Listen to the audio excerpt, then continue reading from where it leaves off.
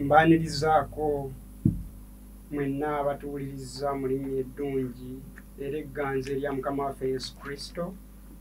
Twagala okutwala omukisa guno okwebaza Katonda okubanga atubedde ne kaakano atuwadde omukisa okuba abalamu ate era n'atuwa omukisa okubanga tukyategeera. Akubuzaako era ayogera naawe si mulala nga Musumba Bwanyanjudde, erinnya nze Sserwadda Samuel, nga mpeerereza ku ssomero lya Fairmont High School ng'omusumba waalyo, era nga church board yange yekirowooza era ffe abali mu nsiike y'okuweereza awamu ne Lumuli. Twagala okubeebaza bannakazadde ba Prime Radio, Mukama batuweere nnyo omukisa. Kakano njagala okutwala omukisa guno okwogerako gye muli nga mpita mu kigambo kya Katonda waffe omutukuvu ekitukuvu Bayibuli, era n'olw'ensonga eyo leka tusabe. Katonda waffe omulungi ow'omu ggulu, twagala okukwebaza mu kaseera akafaananako bwe kati, kubanga watumanya era otumanyi era okyatumanyi era olitumanya. Ti mu ekiseera ekifaananako bwe kiti Mukama nga twogera ku bigambo bye birungi, ebigambo ebiryowa emyoyo gyaffe, tusaba Omwoyo Mutukuvu ayongere okutuluŋŋamya nga bulijjo bw'azzaatuluŋŋamya, okwongera okubitegeera. Eddoboozi lyo kalibulibwe, eddoboozi lyo katulitwale nga kkulu mu bulamu bwaffe. Oluvannyuma lwa byonna erinnya lyo ligulumizibwe era liweebwe ekitiibwa, naffe tulabe omukisa mu maaso go ku bwa Yesu Kristo Mukama waffe. Amen. Ekyokuyiga kyaffe eky'olunaku olwaleero kiriko omutwe ogugamba nti olugendo lw'Ekikristaayo. Olugendo lw'Ekikristaayo kyensuubira nti ffenna twali tutambuddeko eŋŋendo ez'enjawulo, era ekyamazima oyinza okuba nga tofunangako omukisa kutambula lugendo gwe nga ggwe ng'otambuza bigere. Ensangi zino tutambulira mu mamotoka nga tutudde, ne tutambulira ku boodabooda, ne tutambulira ku magaali n'ebiringa ebyo.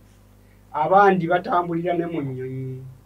Naye bw'obanga wali otambuddeko olugendo oluwanvu, nga wali otambuddeko olugendo oluweza kilomita nga 5, oyinza okugamba nti wali otambuddeko.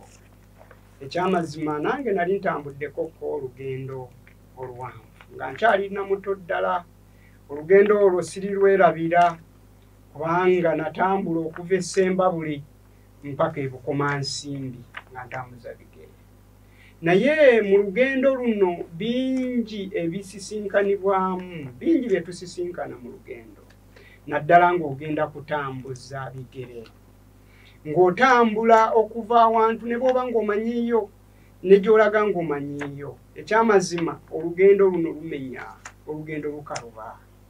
Otuuka w'otuuse n'owulira nga tokyayinza, n'owulira ng'ozitoowereddwa, n'owulira nga tokyayinza kusittula kigere, nga ky'olina okukola kwe kuwummula ofunemu akalembeekereza.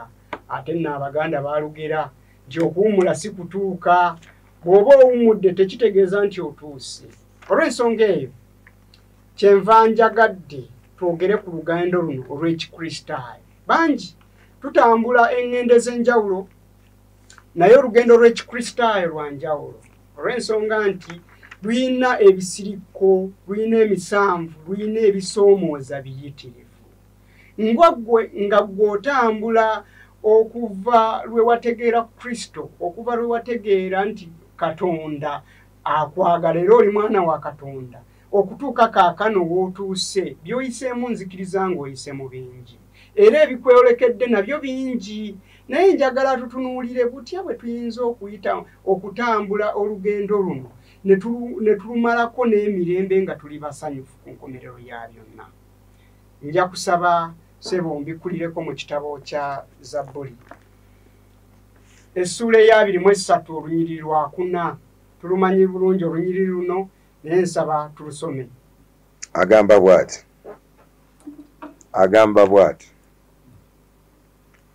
era newankubadde nga ntambulira mu kiwonvu eky'ekisiikirize eky'olumbe siritya kabi konna kubanga ggwe oli nange olugaalo n'omuggo gwo bye binsanyusa. Weewaawo tweyanza mukadde ekyamazima newankubadde ng'oyita mu mbeera efaanana etya newankubadde ng'otambula naye n'otuuka w'owulira nga tokyeyinza awo wennyini w'oba oteekeddwa okumanya nti Katonda ali kumpi naawe.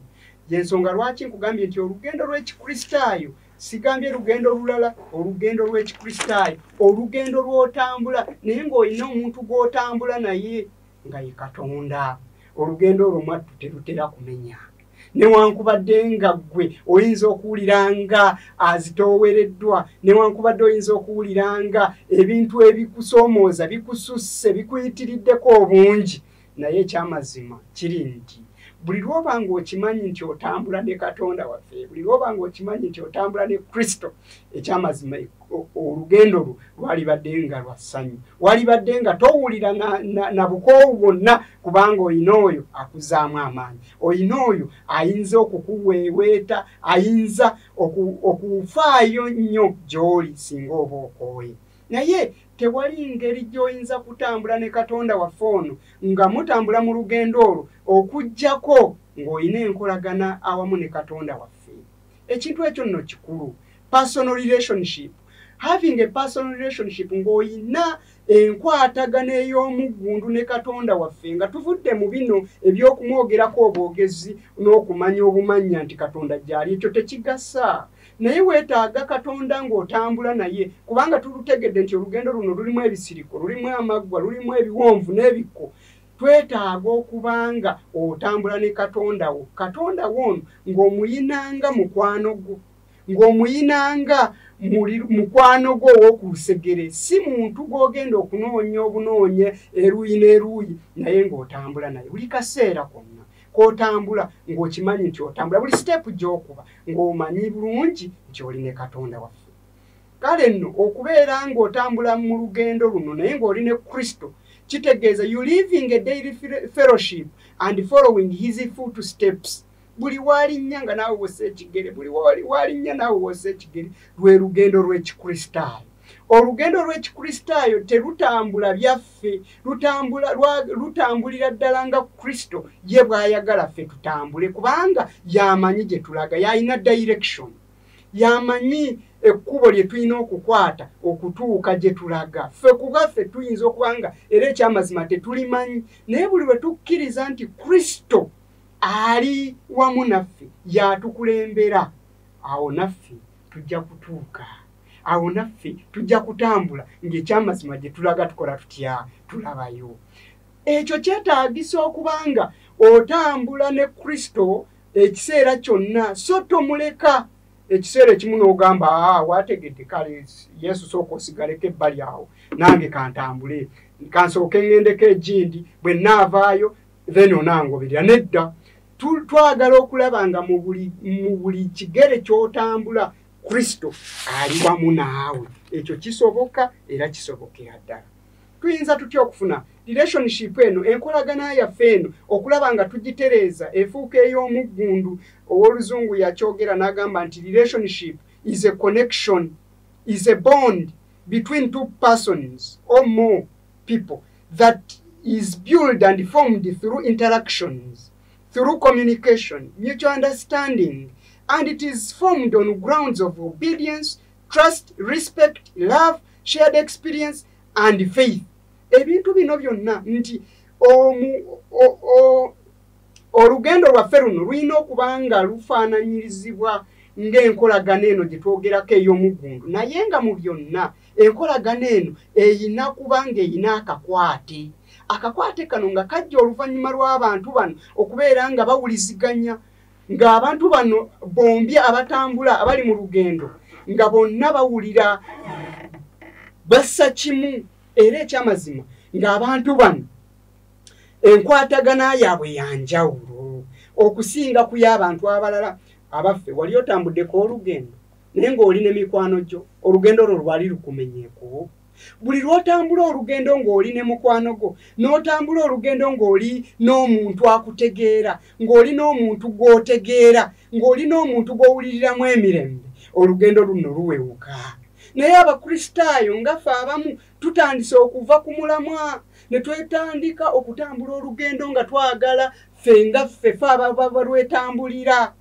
ne twerabira nti ffe bwe tweterawo ekkubo tujja kubula essaawa yonna naye buli lwe tuba nga tulina omuntu alina direction alina ekkubo gye tugenda ffenna ne tussa amaaso gaffe k'oyo ekyamazima tuli baakutuuka ate nga tetukooye tuleme kwesalira magezi kyemmanyi ensi eno gye mulaba era gye muwulira era gye mulimu tugimanyi bulungi nti etuteereddewo emisanvu etuteereddewo emiziziko etucunya omuluzungu agiyita toca etutulugunya okulaba nga tujja amaaso gaffe k'oyo atukulembedde mu lugendo okulaba nga tugazza ku bintu ebirala ensi etaddewo emiziziko distractions ezirabika era naawe zoolabirako ddala nga zijja amaaso go zijja ebirowoozo byo zijja emmeeme eyo k'oyo atutwala mu bulamu obulungi obw'okwesiima ng'egezaako okututwalamu ebyo ebintu ebigenda okutuzikiriza kubanga setaani ye bw'atyo kasenyanku yeesenyera nku ezo ezinamwokya naye muganda wange mwannyinaze ng'owulira ebigambo bino nkusaba nga nkwegayirira leka emmeeme eyo omutima gwo ebirowoozo byonna bibe nga bikulembeddwa Kristo atutwale je gy'ayagala okututwala mu bulamu obw'okwesiima tetuyina ffe kye tusobola kwekolera era mu bulokozi bwaffe mu byonna Yesu byazza atuyisaamu mu bulamu bwo byakuyisaamu nga ggwe ssekinnoomu nze nnyinza okuba nga sibimanyi naye ekyamazima kye mmanyi bibunya ebintu ebyo Katonda Kristo byakuyisizaamu bibi bikyafu byetaaga ye mwennyini okukulongoosa asooka akulongoose akunaaze akwambaze omusaayi gwe oluvannyuma mutambule olugendo luno olw'ekikristaayo tetulina ngeri gye tuyinza kulutambula ku bwaffe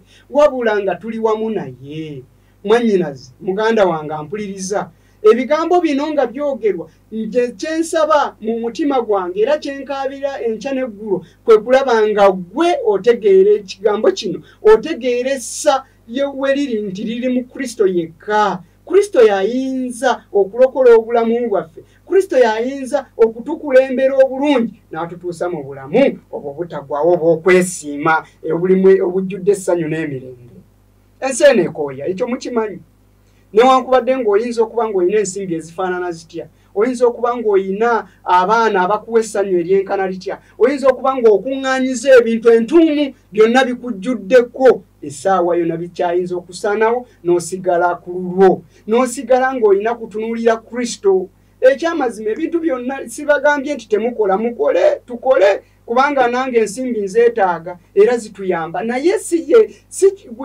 emphasis si kwe tulina okussa omulaka tulina kugusa ku Yesu Kristo kubanga ye yekka alokola muganda wange nsaba onsomere olunyiriri olwa Matayo 11:28 ffenna tulumanyi naye ekyamazima ng'olunyiriri luno alusoma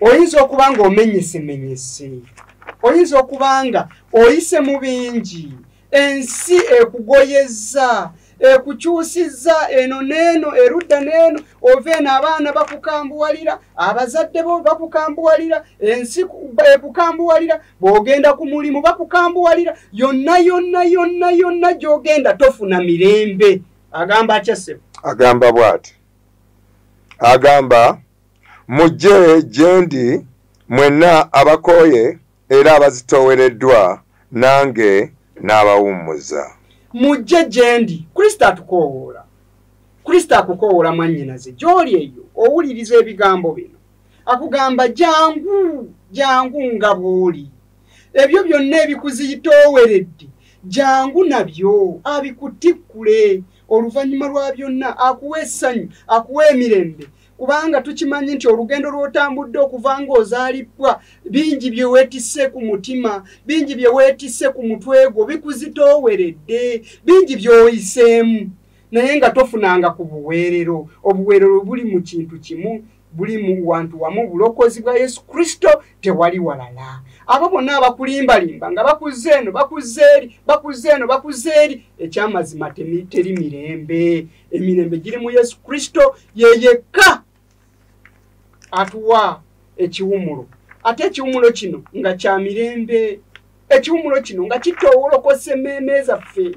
Ng'olina bingi ebikutudde ku mutima bizitooyeza omutima gwo. Naye muganda wange mwannyinaze, ffe tulina essuubi era n'essanyu kubanga tuli mu Kristo.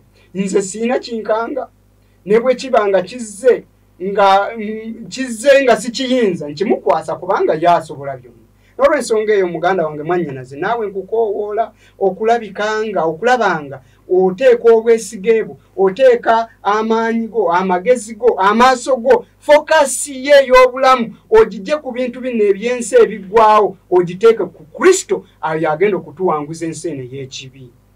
Kubanga ekibi kitugoyeza bannaffe, kitugoyeza, ffenna tukiraba, tukimanyi kyekitukoze. Naye ku nkomerero ya byonna tugenda kuba abawanguzi n'okukirawo.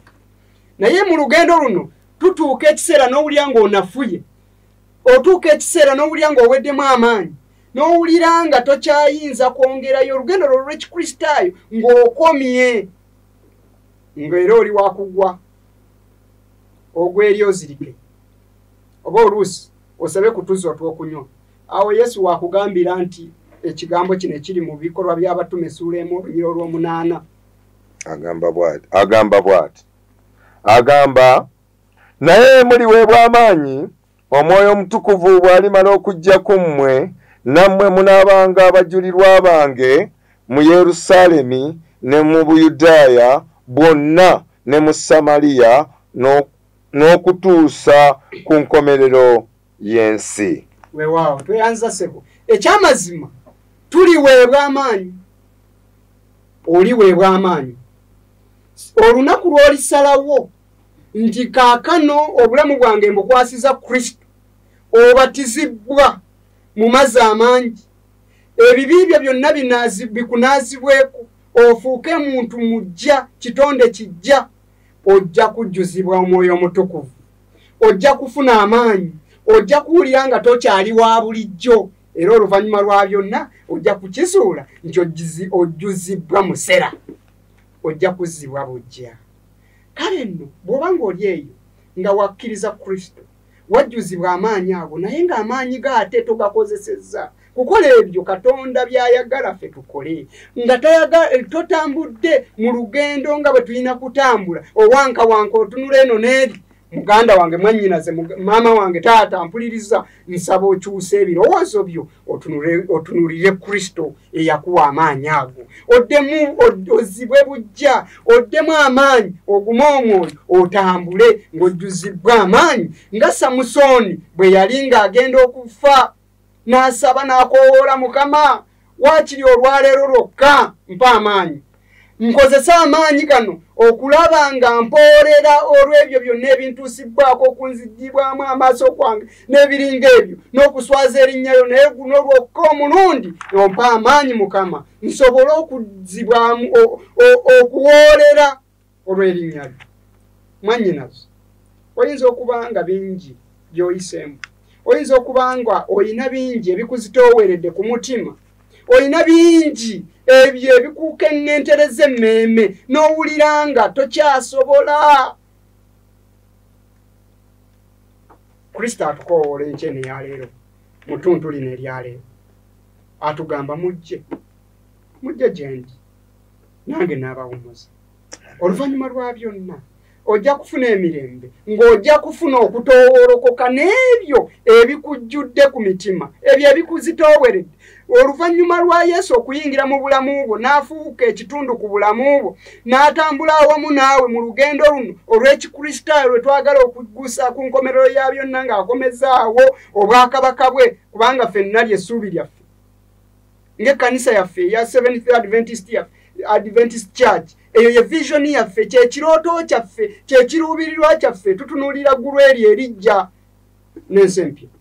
Obutuukirivu mwe bukola ki? Mwe butuula. N'olw'ensonga eyo baganda bange bannyinaze abampuliriza, nsaba Katonda ababeere, nsaba Katonda abawe amaanyi, nsaba Katonda abajjuze mu ssera. Bw'oba ng'obadde oweddemu amaanyi, bw'oba ng'obadde owuliranga okennentereddwa kino na kiri, sifuddeeyo oba kiki, nsaba Katonda akukoowoola, Yesu Kristo akukoowoola, emutuntu lino eryaleero agambe jangu mwannyinaze, jangu muganda wange. Oba bifaanana bitya, oba embeera efaanana etya, ye tafuddeeyo, jangu nga bw'oli, agenda kukutereeza. Ensonga lwaki nja kusembyayo olunyiriri oluli mu Isaaya essuula 1 olunyiriri 18.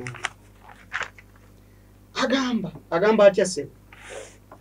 Agamba bw'ati, Isaaya 1:18, mujje nno tuteese fembi, bw'ayogera Mukama, ebibi byammwe ne bwe biba ng'olugoye olumyufu binaaba byeru ng'omuzira, ne bwe binaatwakaala nga bendera binaabanga ng'ebyoya by'endiga. Tafuddeeyo, Katonda tafuddeeyo. Oba ofaanana otya, ye kyayagala ayagala ojje. Muteese mwembi.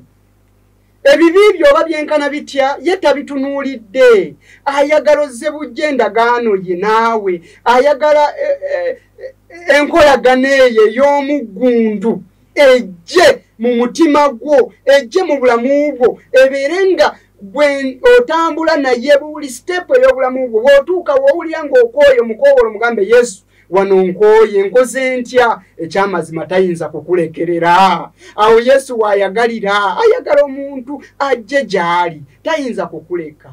Kyenvudde mbagamba nti Katonda waffe tayinza kwagala muntu yenna kuzikirira.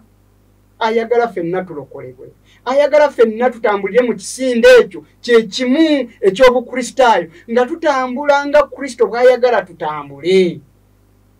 Omutima gwo togukakanyaza. Wuliriza ebigambo bino kubanga bya bulokozi, bigenda kukulokola. Katonda waffe atusaasire, atuwa amaanyi, atujjuze mu sseera. Bw'oba ng'obadde okooye, akuzzeemu amaanyi. Bw'oba ng'obadde oweddemu essuubi, jjuzibwa essuubi, kubanga gye tugenda ffe tulayingirayo, tulabayo. Essaawa yonna Yesu akomawo. Naye muganda wange mwannyinaze, olugendo luno toluvaamu, tokoowa. Tobeera nga baana ba Isirayiri bwe baatuuka ne bawulira nga bakooyi, wabula ne batandika okwesalira amagezi n'ebiringa ebyo. Olugendo lwabwe lwali luwanvu, olugendo lwali lwakutandikibwa ekiseera kimpi ddala, naye olw'emikakanyavu gy'emitima gyabwe n'ensonga endala baagenda okumala emyaka 4 mu ddungu.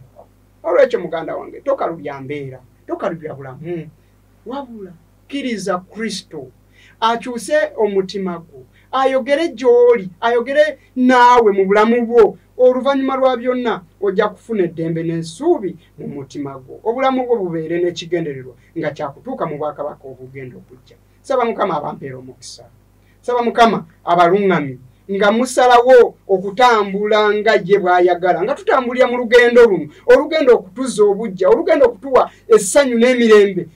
Oluvannyuma lwa byonna tunaaba basanyufu nnyo, era tujja kwongera okusanyukira awamu nga tutuuse mu bwakabaka obw'omu ggulu. Nsaba Mukama abampeera omukisa. Katusabe. Katonda waffe omulungi ow'omu ggulu, ekyamazima ensi eno gye tulimu ejjudde ebisiriko, ejjudde emisanvu, ejjudde ebizibu, ejjudde ebintu ebituleetera okukeŋŋentererwa emmeeme, ejjudde ebintu Mukama ebitujja ku mulamwa. Obanga weeterezeza owuli oyagala okutambula, twagala okutambula naawe, naye omulabe Setaani n'obukujjukujju bwe n'aleetamu ebintu ebituziyiza, ebintu ebituwugula ne bitujja ku mulamwa. Katonda waffe omulungi, nkusaba nga nkwegayirira okuva n'olunaku olwaleero, leka emibiri gyaffe, leka obulamu bwaffe, leka ebirowoozo byaffe bizibwe bujja, otujjuza amaanyi ge watusuubiza ago agasobola okutambula mu lugendo luno nga tuli banywevu era nga tuli bawanguzi n'okukirawo. Oluvannyuma lwa byonna Mukama tujja kugulumizanga erinnya lyo n'okuliwa ekitiibwa nga tutuuse mu bwakabaka bw'obugenda okujja. Tuli basanyufu nnyo olw'omukisa guno gw'otuwadde Mukama okwogerako n'abantu yonna eyo gye bali bayinza okuba nga balumwa, nga balina embeera ze bayitamu. Mukama Katonda waffe abaana bo tobaganya kuzikirira. Yogera nabo individually, yogera nabo mu buli ngeri yonna esoboka Mukama okulaba nga abaana bo obawa essanyu n'emirembe nga batambula mu lugendo luno olw'Ekikristaayo. Beera wamu naffe Mukama okuva leero n'okutuusa enkomerero okuyita mu linnya eddungi ery'Omwana wa Yesu Kristo mulokozi waffe. Amen.